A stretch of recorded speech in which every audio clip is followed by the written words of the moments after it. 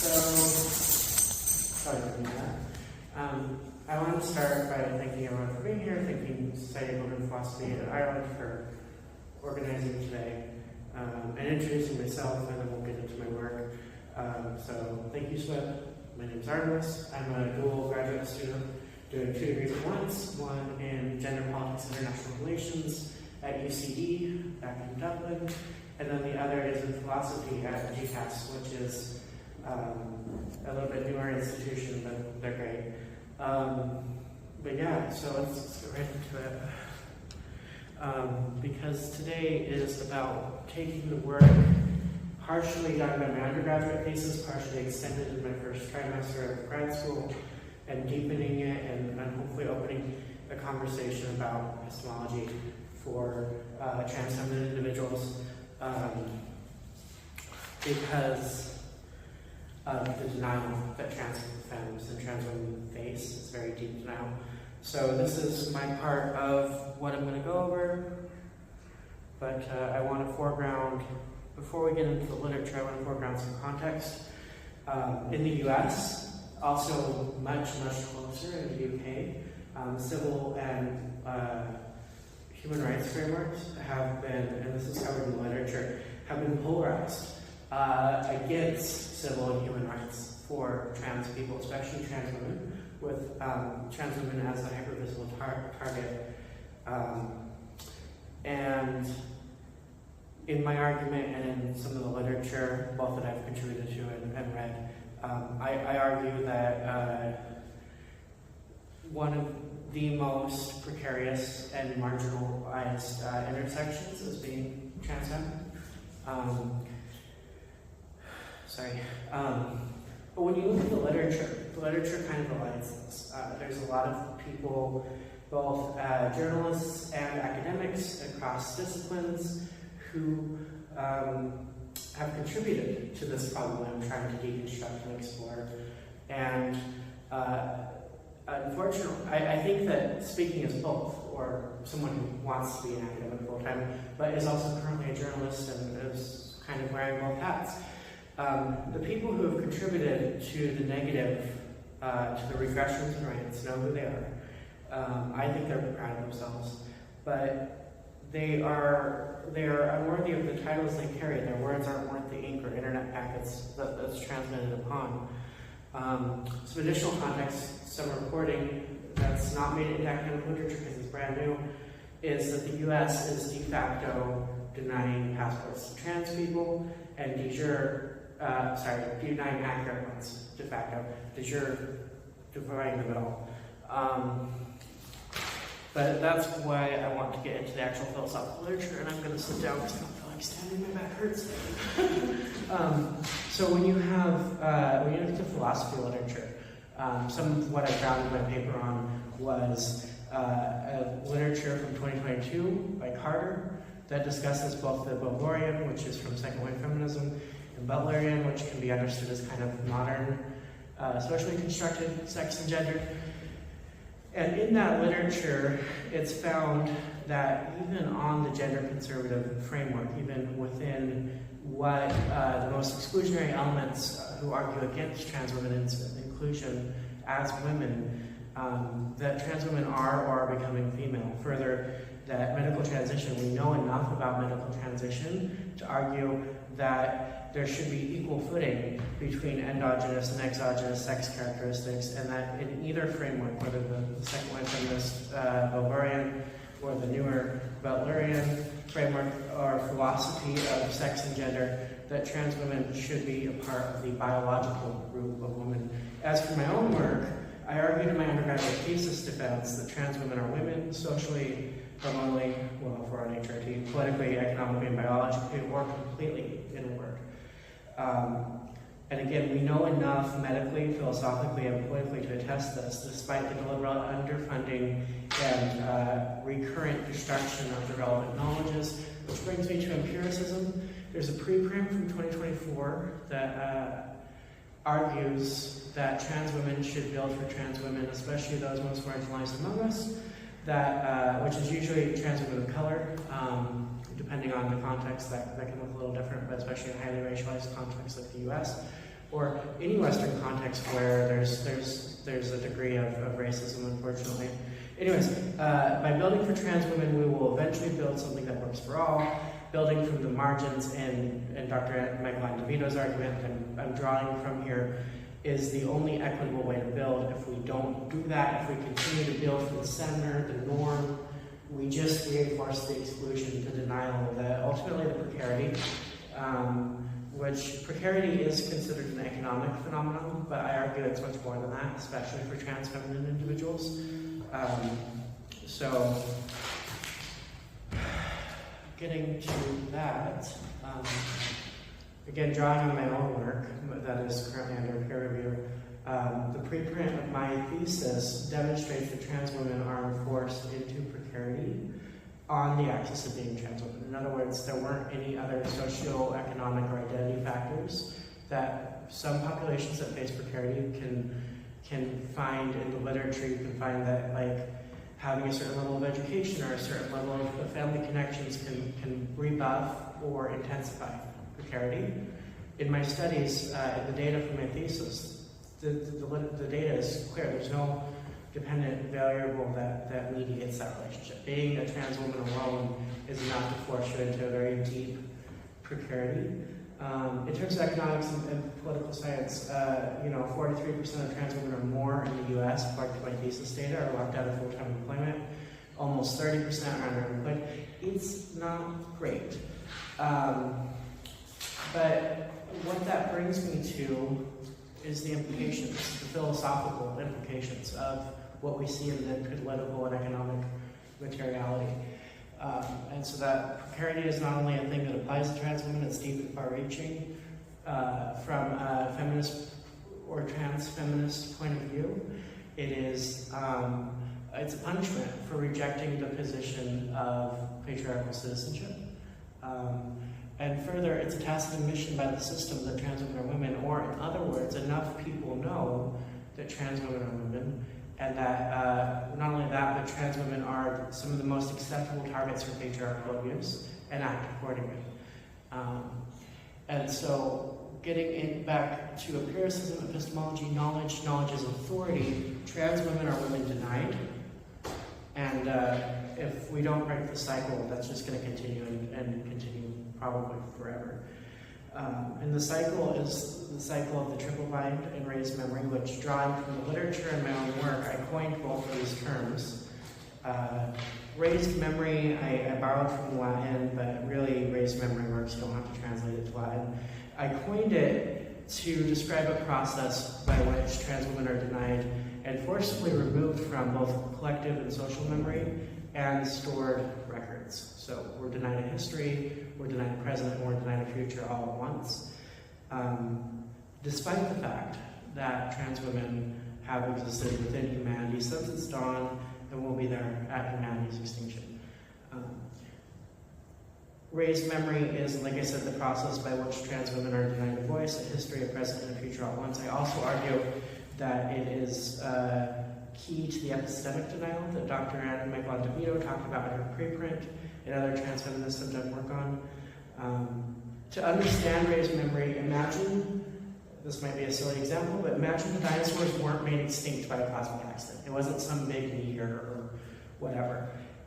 They were deliberately wiped out by a society of social beings, but in that world, the dinosaurs and their means of extinction were both erased, altered, before they could enter the fossil record.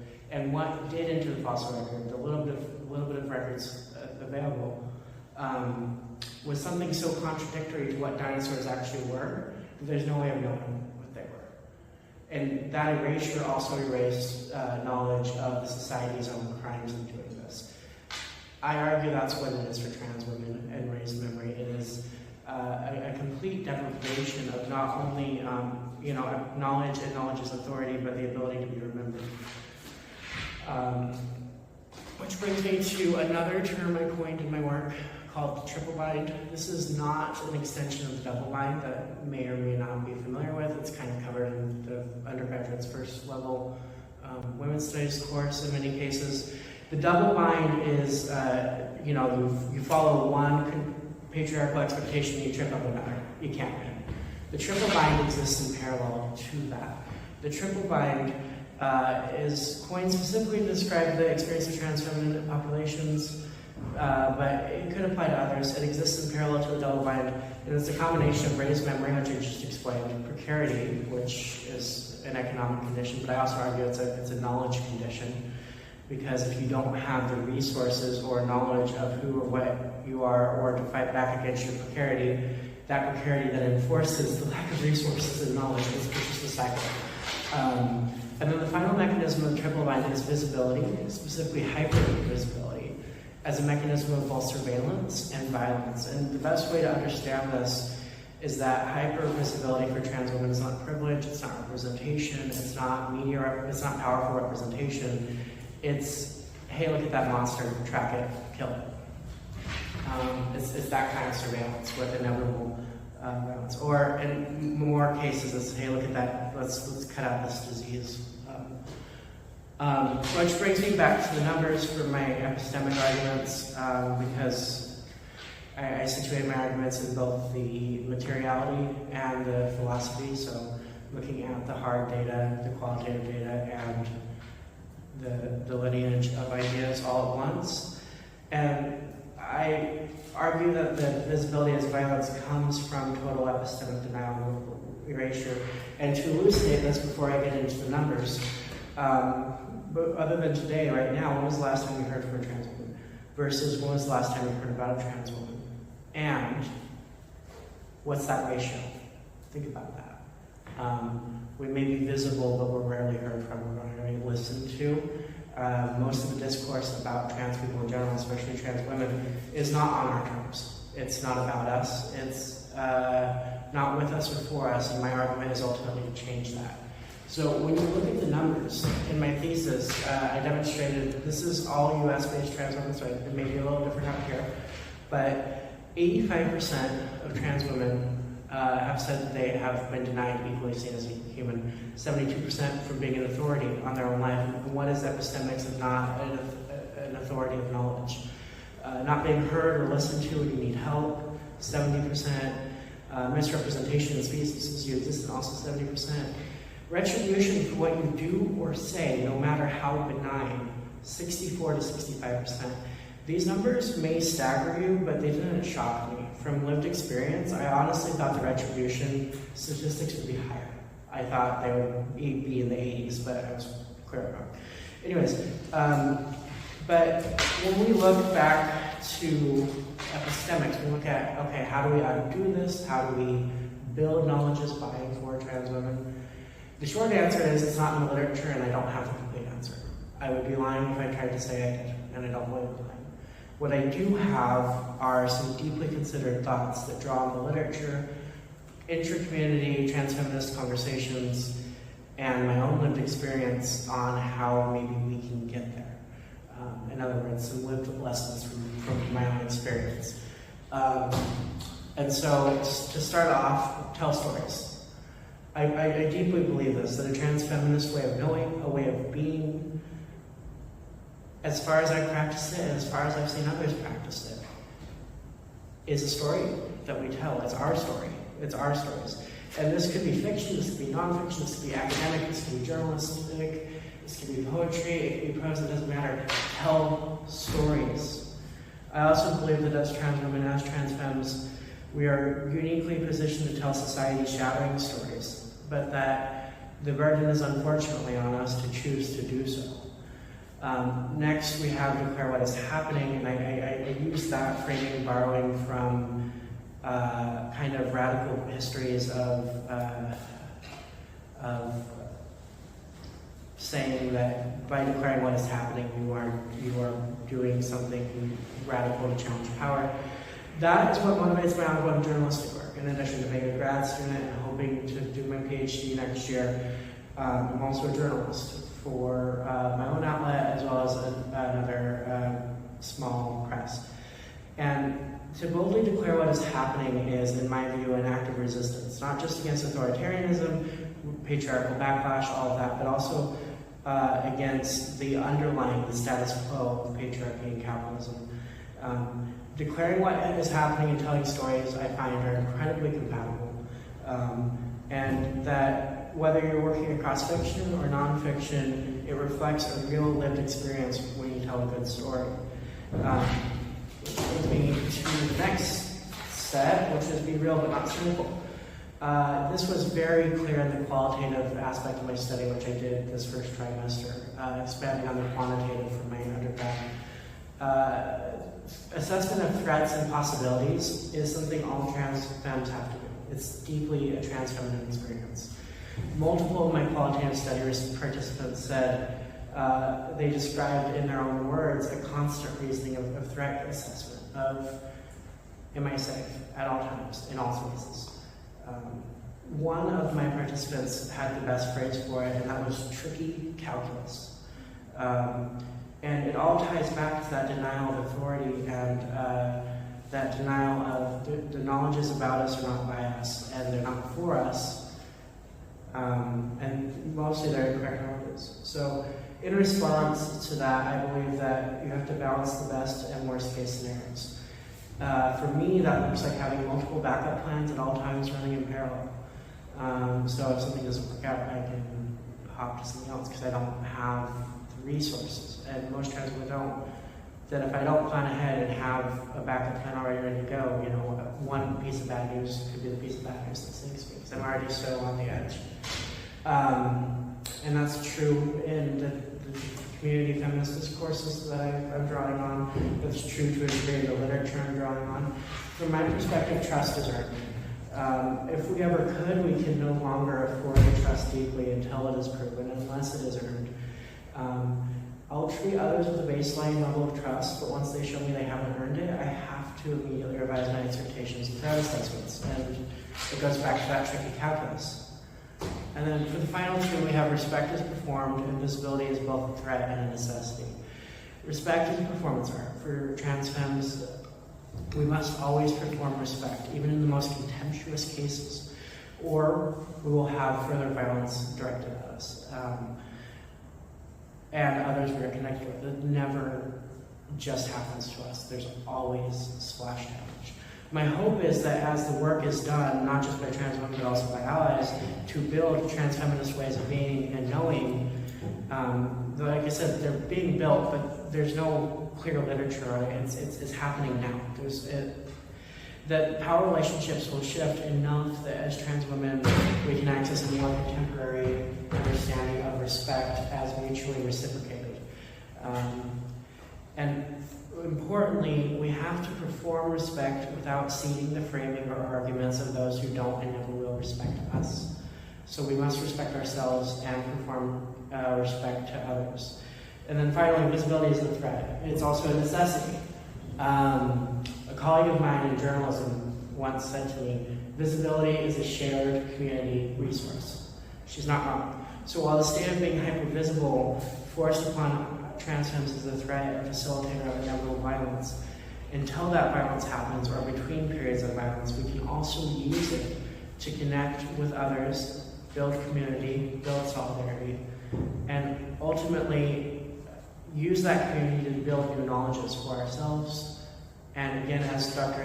Michael Andevito argued, once we build something for ourselves, because we're building for some of the most marginalized, it'll eventually work for all. If you map from the margins, you get it all. It takes time. Whereas if you map from the center, you never get the margins. And so I believe that as we build, visibility in the structure of the past will remain inevitable and automatic, but they'll become increasingly dangerous. It's my hope that once we have robust systems of community care and alternative ways of being and knowing that don't require patriarchy's consent, that we'll become progressively less vulnerable to what it means to not be sanctioned by patriarchy.